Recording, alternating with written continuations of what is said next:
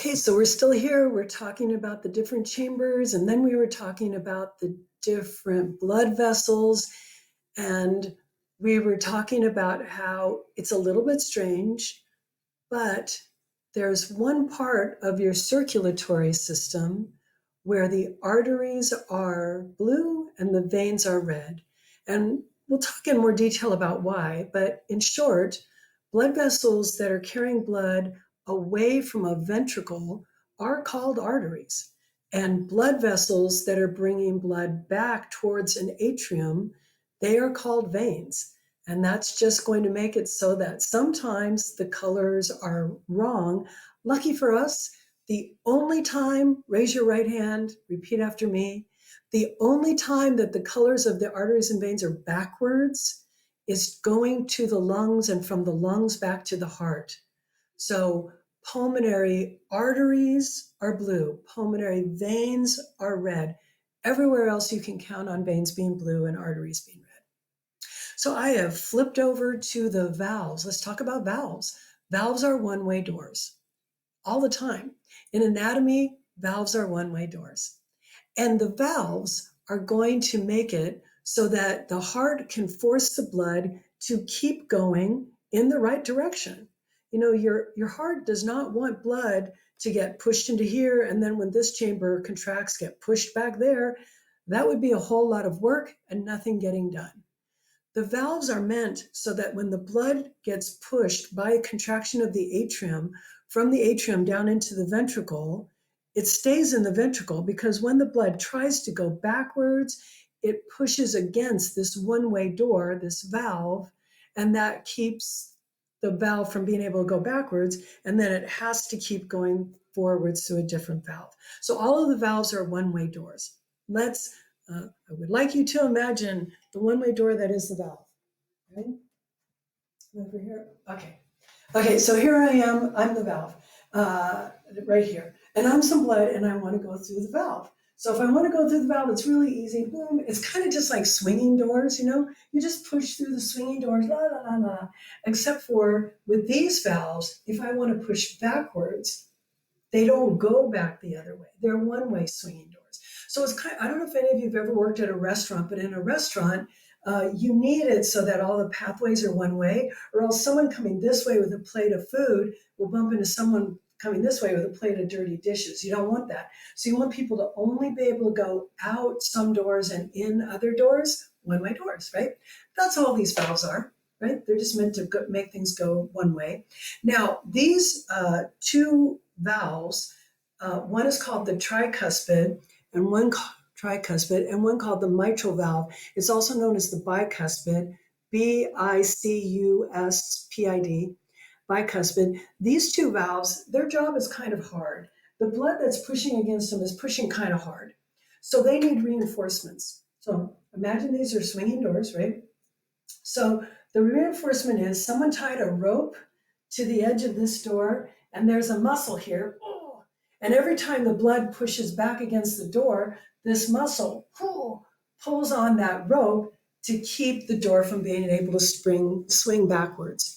The two valves that have the hardest work to do are the mitral valve, also known as the bicuspid, or the tricuspid valves. And so they're reinforced in those ropes. They're not called ropes, they're called chordae tendinae. So these strings of connective tissue there, these guys there, chordae tendinae, also called tendinous cords, and they are attached to strong muscles. Here they are, papillary muscles. And the papillary muscles with the chordae tendinae reinforce the strength of the tricuspid and bicuspid valves and prevents them from doing something called prolapsing. If a valve was allowed to flop back the wrong way, so blood could go backwards, that would be called prolapsing. Prolapsing, prolapsing, and that's what they prevent. Now, the pulmonary valve and the aortic valve, yay, they got easy names. Why do I say those are easy? Because everything that is pulmonary refers to the lungs. The pulmonary trunk right here connects to the pulmonary arteries that are taking blood to the lungs. And what would you call the door to the pulmonary trunk? Why, you'd call it the pulmonary valve, and it is the pulmonary valve. Okay. The valve between the ventricle and the aorta is called the aortic valve. You cannot see it on this image because the heart is twisted, right? Pulmonary valves and aortic valves are simpler valves, and they are known as semi-lunar valves. SEMILUNAR, semi-lunar valves. Great. We talked about the interventricular septum. No, we did not talk about the interventricular septum. This wall right here is labeled on a prior slide. This wall right here is called the interventricular septum. Remember, a septum is a wall between two different chambers. This is the wall between the right ventricle and the left ventricle. So the interventricular septum is a wall between the two ventricles. The interventricular septum is mostly made out of heart muscle, but the heart muscle itself, wherever I find it, has got a different name. It is myocardium. Myocardium. If I were to point to this thing right here and I say, name this structure, the structure is the interventricular septum. If I say what kind of tissue this is or what layer of the heart is this, myocardium, right?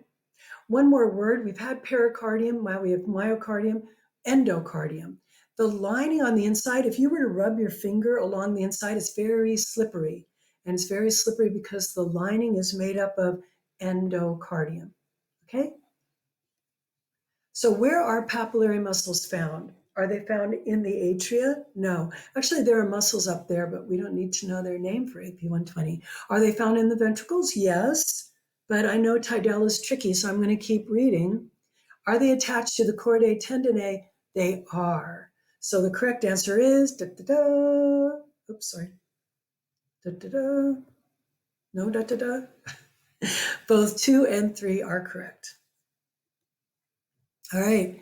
One of the things you're going to be able to do by the time you've mastered this material is you're going to be able to tell me the path of blood flow and ultimately where along that path blood is high in oxygen and low in CO2 or low in oxygen and high in CO2. So let's start working on it. This is going to be on your quiz next week, but it's also going to be on the next lecture exam. So you're going to want to be able to do it. When I first had to do this, I was like, why?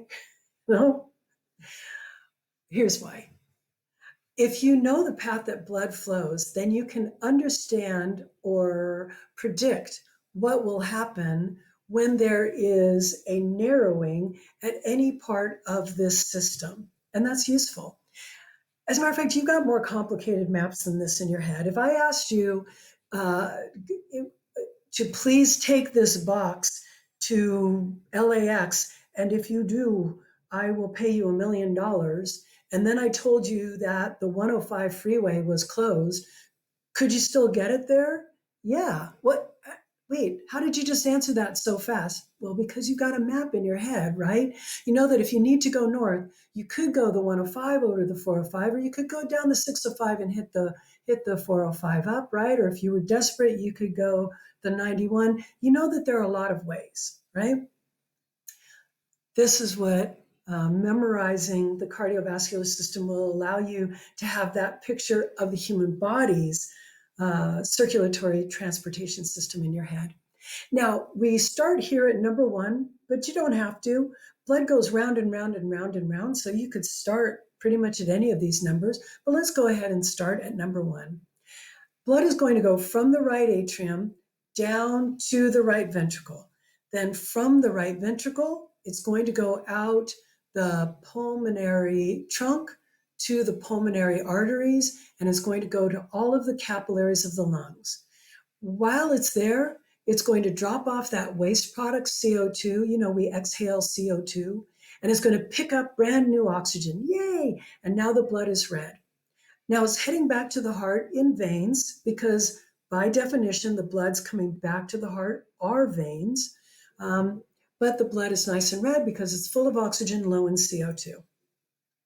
Then it's going to go into the left atrium, from the left atrium down to the left ventricle. And then from the left ventricle out the aorta, it's going to go to all the capillaries of the body. It's going to go up here to your head, down here to your toes by going out the aorta. Then when it's coming back, it'll come back either from the inferior vena cava, that's 11, or the superior vena cava, 10, and it's back in the right atrium again. Right? Now, there's a little more detail. Once you've mastered that, there's a little more detail you need to know. You want to throw in the valves. Okay? So this over here on the left, this is just another depiction of the path of blood flow, but it's a little more schematic and less anatomical, right? So we'll start at the right atrium, and to go from the right atrium into the right ventricle, you go through the tricuspid valve. The exit door of the right ventricle is the pulmonary valve. After that, we're in the pulmonary trunk and the pulmonary arteries. Blood goes to the lungs. Here, take away this waste product CO2. Give me all the oxygen I can hold. I'm on my way back to the heart in the pulmonary veins. And from the pulmonary veins, it goes into the left atrium. From the left atrium, it'll go into the left ventricle by going through the bicuspid valve. And from the left ventricle, it'll go to the aorta by going through the aortic valve. From the aorta, it goes to all of the tissues of the body. It drops off oxygen. Here, have some oxygen, have some oxygen. Ooh, that's CO2. No worries, I'll take that away. And then it goes back to the right atrium again. Right? Make sure you're able to do that, not just for next week's quiz, but ultimately for the lecture exam. And particularly for those of you who are interested in nursing, having that picture in your head, you're going to be so glad it's there. Really, some things like learning the names of the different tarsals, you might not use that again, but this you definitely will need in the future. All righty, we will stop there and pick